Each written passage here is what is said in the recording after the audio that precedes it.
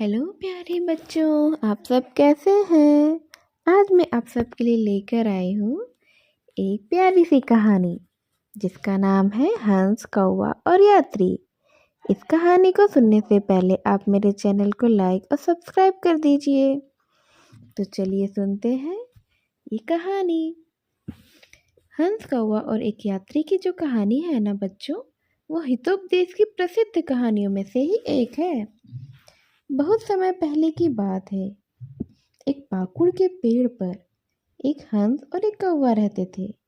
दोनों में बहुत ही गहरी मित्रता थी। कौवा थोड़ा सा जलनशील स्वभाव का था, जबकि हंस ना दयालु स्वभाव का था। गर्मी के मौसम में एक थका हारा यात्री वृक्ष के नीचे आकर बैठ गया। थोड़ी देर में ही उसे नींद आने लगी। उसने अपना धनुष बाण बगल में रख दिया और सो गया।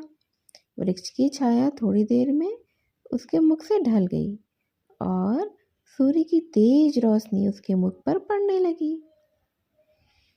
यात्री को विचलित देखकर हंस को उस पर दया आने लगी।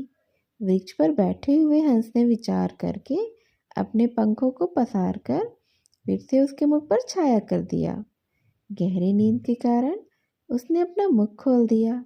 कौवा को यात्री का यह सुख सहन ही नहीं हुआ और कौवे ने उसके मुख में बीट कर दिया और उड़ गया। इससे पहले कि हंस कुछ समझ पाता, कौवा तो उड़ चुका था। अब पेड़ पर सिर्फ हंस ही बचा था। यात्री ने जैसे ही ऊपर देखा, उसे सिर्फ तो हंस ही दिखाई दिया।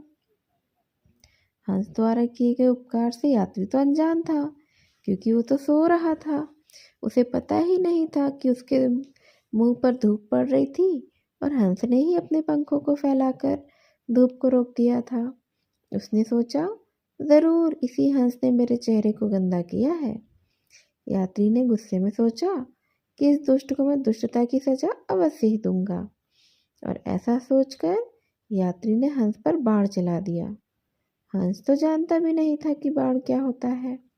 बाण हंस के हृदय में आकर लगा और हंस जमीन पर आकर गिर पड़ा। उसके प्राण निकल गए। दयालु और परोपकारी हंस को दूसरे के अपराध की सजा मिली थी। हंस के जीवन की भूल बस यही थी कि उसने कौवे से मित्रता की थी। हमें ऐसा सोच समझ कर ही दोस्त बनाना चाहिए। दुष्ट और कुटिल ऐसे लोगों को अपना दोस्त कभी नहीं बनाना चाहिए, क्योंकि इनसे दोस्ती करना हमेशा ही घातक होता है और उनके किए की सजा उनके साथ रहने के कारण हमको भी मिल सकती है या मिल जाती है। इसलिए हमेशा ध्यान रखें कि हम किस तरह के दोस्त बना रहे हैं।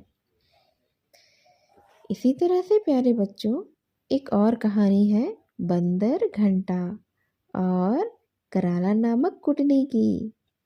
यह भी बहुत अच्छी कहानी है। श्री पर्वत के बीच में एक ब्रह्मपुर नामक नगर था। वहाँ एक खबर सुनी जाती थी कि उसके शिखर पर एक घंटा कर्ण नाम का राक्षस रहता था। एक दिन घंटे को लेकर भागते हुए किसी चोर को बाघ ने मार डाला और उसके हाथ से गिरा हुआ घंटा बंदरों के हाथ लग गया। बंदर उस घंटे को बार बार बजाते थे। तब नगरवासियों ने देखा कि उस मनुष्य को बाघ ने खा लिया है, पर घंटे का बजना तो बराबर हमें सुनाई देते रहता है।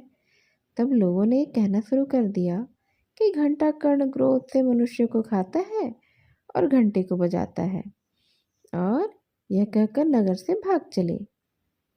कराला नामक कुटनी ने सोचा कि जरूर कोई और बात होगी, कोई राज की बात ही होगी।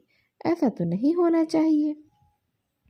यह घंटे की ध्वनि आखिर आती कहाँ से है, इसका पता लगाना चाहिए। ये सोचकर वो चुपचाप जंगल की ओर निकल पड़ी। दूर से उसे घंटे की ध्वनि सुनाई पड़ी और वो उसी दिशा में बहुत देर तक चलती रही। वहां जाकर उसने देखा कि बंदर ही बार बार घंटी बजा रहे हैं और उसकी आवाज ही गांव तक पहुंच रही है। तो ये जानकर वह राजा से मिलने के लिए गई और राजा से उसने कहा कि मैं इस राक्षस को बस में कर सकती हूँ और मैं उसके बदले में खूब सारा धन लूंगी। राजा ने कहा ऐसा ही होगा।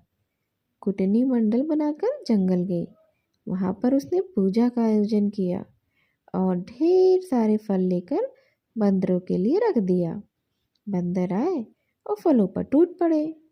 फलों को खाते समय बंदरों ने उस घंटी को तो वहीं छोड़ दिया था।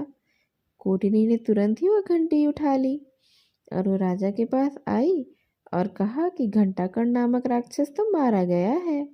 उसने राजा को घंटी भी सौंप दी। अब राजा ने खुश होकर उसे खूब सारा धन दिया और खूब सारी सोने के सिक्के दे दिए। कुटनी को अपने इस काम के लिए खूब सारा धन मिला और वह तो खूब प्रसिद्ध हो गई। सब लोग उसकी वाह वाह करने लगे और उसका खूब मान सम्मान हुआ। अब कुटनी राज्य में काफ़ी खुशहाल जीवन जीने लगी थी। उस कुटनी को अपनी चालाकी, अपनी समझदारी का बहुत अच्छा इनाम मिला था।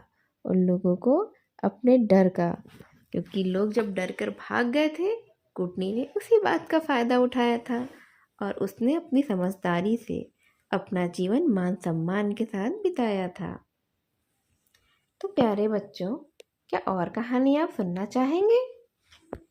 अगर सुनना चाहेंगे तो जल्दी से मेरे चैनल को लाइक कर दीजिए। आज की कहानी बस यहीं तक। ऐसी ही और कहानियों के साथ मैं फिर से आपसे मिलने आऊँगी। तब तक के लिए बाय बाय।